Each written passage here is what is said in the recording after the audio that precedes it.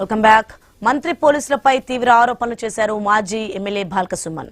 తమ కౌన్సిలర్లు వారికి భయపడి 51 రోజులు దాక్కున్నారన్నారు. మంత్రికి కలెక్టర్ వత్తాసు పలుకుతున్నారని విమర్శించారు. ప్రజాస్వామ్యాన్ని రేవంత్ కూని చేస్తున్నారని ఆరోపించారు ఆయన. హైదరాబాద్ పంపించుకొని కొంత సేఫ్ గా వాళ్ళని వచ్చే ప్రయత్నం చేసాం. ఎందుకంటే తర్వాత ఎందుకైనా మంచిదని చెప్పి మా వాళ్ళను సేఫ్ ప్లేస్ కు పంపించుకున్నాం. 18 నాడు నన్ను జైలుకు పంపించారు. నేనేమో మా వాళ్ళని సేఫ్ ప్లేస్ కు పంపించిన వాళ్ళేమో నన్ను శ్రీకృష్ణ జన్మస్థానానికి పంపించారు. కాంగ్రెస్ మంత్రి గారు, ముఖ్యమంత్రి గారు కలిసి.